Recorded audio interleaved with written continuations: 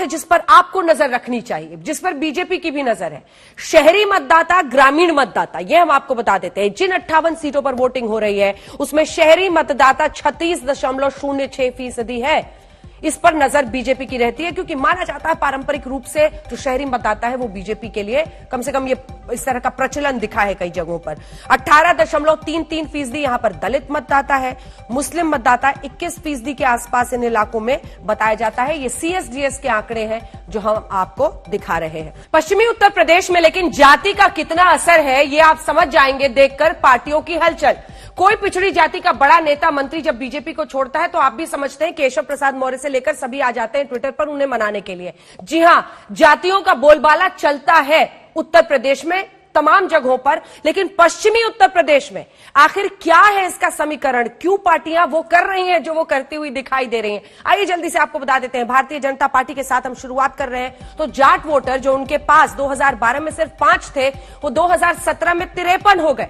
तो आप ये देखिए उछाल, जिसकी वजह से ये प्रचंड जनादेश जाटों का साथ बहुत निर्णायक रहा था भारतीय जनता पार्टी के कमबैक में उत्तर प्रदेश में, पश्चिमी उत्तर प्रदेश में खास तौर पर। अब आप अगला देख लीजिए, जो गैर यादव ओबीसी वोटर है उसमें भी जबरदस्त उन्हें फायदा हुआ।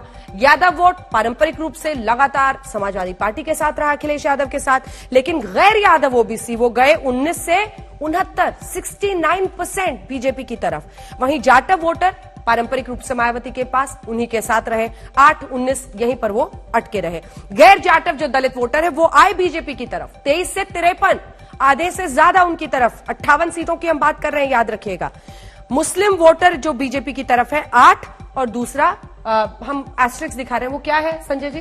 बिल्कुल नगण्य, बिल्कुल नगण्य, हाँ बिल्कुल नेग्लिजिबल कह सकते हैं। और ये तो बड़ा पीठ थपथपा रहे थे, एकदम ट्रिपल तलाक पे कमाल कर दिया। चलिए इस पर बातचीत करेंगे उनसे, लेकिन अब समाजवादी पार्टी का कास्ट इक्वेशन जल्दी से आपको दिखा देते हैं। सीएसडीएस के आंकड़े हम आपको दिखा रहे हैं।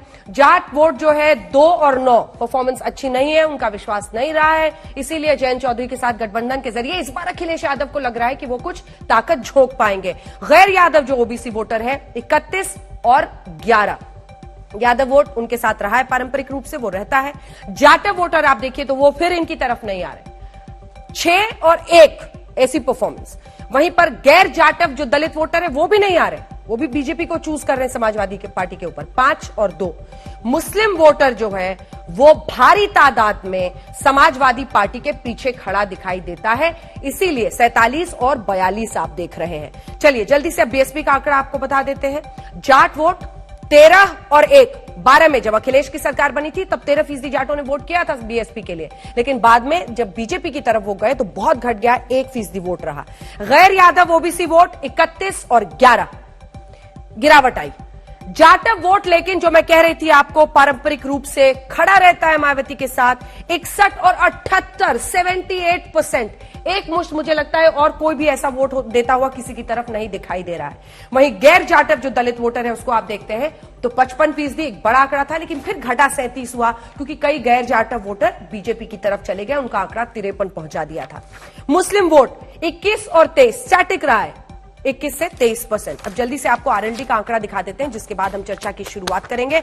ये जाट वोट जब आप देख रहे हैं आरएलडी के लिए 66% था 2012 में, लेकिन वो घट गया 36 हो गया क्योंकि एक बड़ा तबका चल गया बीजेपी की तरफ। जाट वोट 2013 में जो मुजफ्फरनगर के दंगे हुए थे और उसके बाद से जो समीकरण बना उसमें बीजेपी को फायदा हुआ, आरएलडी को नुकसान हुआ। गैर यादव ओबीसी वोटर 10 और 4, जाटव वोट 8 नगण्य जब आप एस्ट्रिक्स देखते हैं। गैर जाटव दलित वोटर वो भी नगण्य, फिर 8%। मुस्लिम वोट 4-1 यानी वो भी उनकी तरफ नहीं आए।